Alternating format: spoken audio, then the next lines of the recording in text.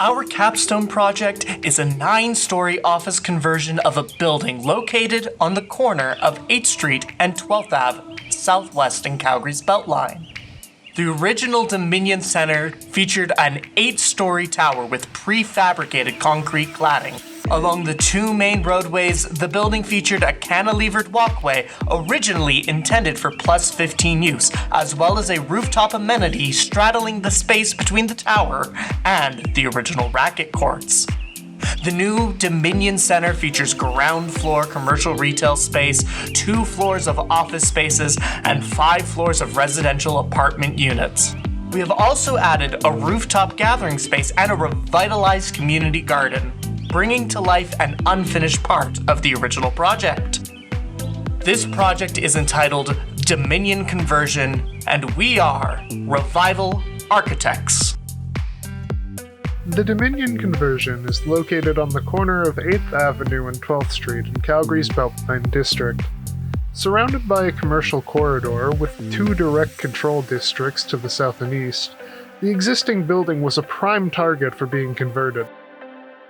With the scope of our conversion being restricted to the tower portion of Dominion Centre, referred to as Phase 1, it was important that we documented what aspects of our project would require bylaw relaxations.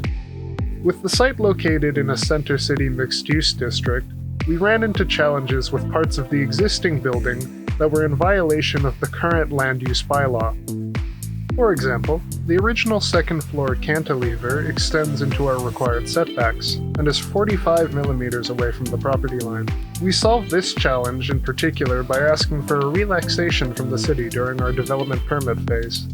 The existing EQ Bank Tower, which is part of the Greater Dominion Centre building, had many quirks and challenges that shaped the process in which our conversion proceeded. For example, we had to pay careful attention to what we were keeping and what we were demolishing, as well how this would be effectively annotated on our plans. One of the most interesting changes to the existing condition revolved around the decision to replace the prefabricated concrete panel cladding on the external walkway. We decided to clad this section of the project with full bed masonry brick. This decision was made so that the commercial core of the building stood out as a plinth to the greater design. This detail demonstrates the changes required to make this new condition possible.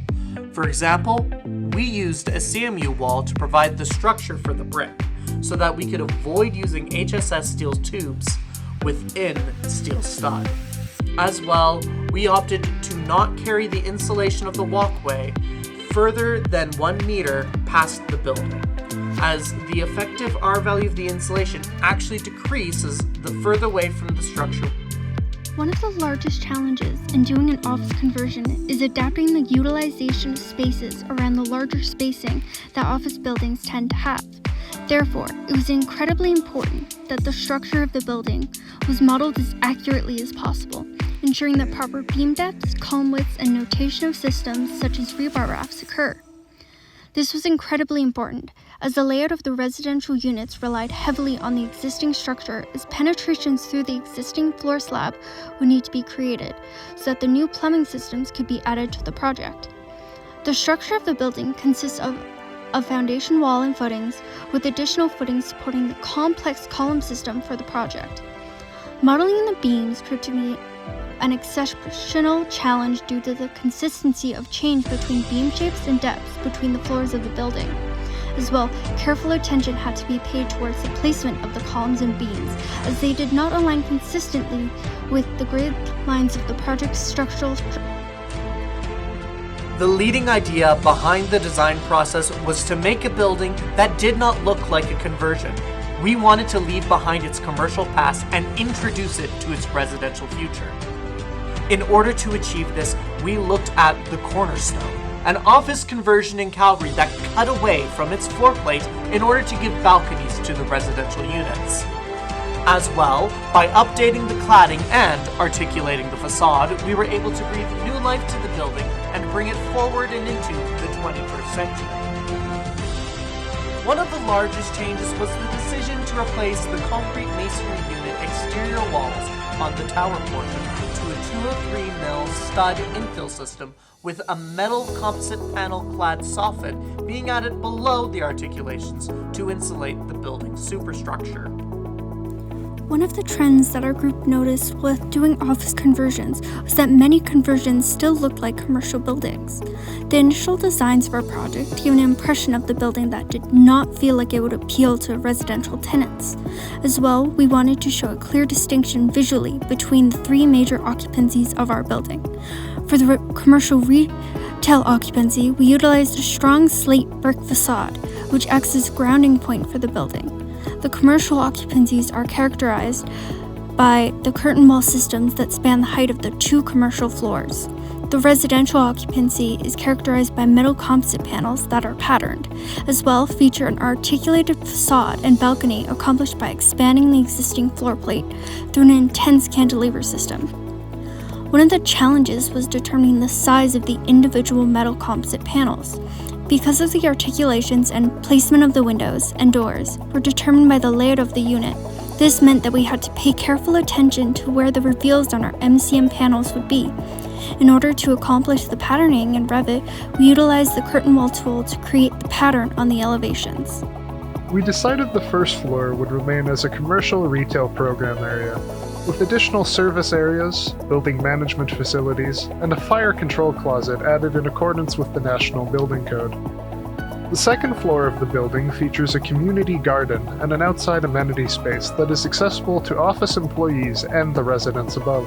One of the aspects of the project that we wanted to see developed was this outdoor amenity space, as it was never fully completed, with the cantilevered walkway never being made accessible due to the +15 corridors not extending to this portion of the Beltline district. Whilst the structural core of the building remained unchanged, we've devoted a portion of the floor space on the second and third floors for a universal washroom that would meet the barrier-free guidelines presented in the National Building Code.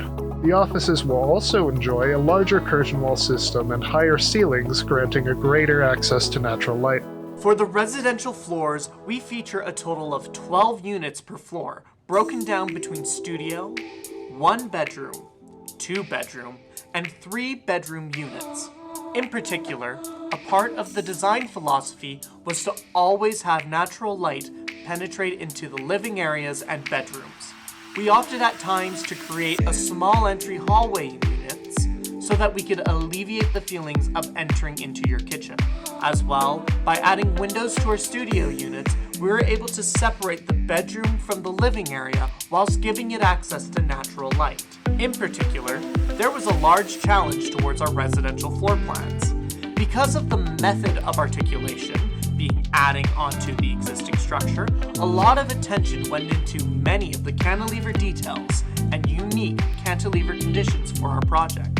In general, we utilized rebar doweling to directly secure the new floor plate to the existing one, and added HSS steel tubes to the end of balconies to serve as connectors for sag rods to attach to. These sag rods would then connect to the beam above by a knife plate and additional steel tubes connecting that to the existing concrete beam. This was then hidden by the bulkheads of our project. The original building had a large mechanical penthouse on the roof. Because the conversion involves updating the mechanical systems of the building, we were able to devote a large portion of the rooftop to be a residential-only outdoor amenity space. In order to accomplish this, we made the decision to strip the roof down to its concrete base and add on a new layer of sloped concrete that can account for the new placement of mechanical systems. The outdoor amenity space is characterized by individual shelters designed for small, intimate gatherings, with a larger portion suited to larger community gatherings for the residents to enjoy.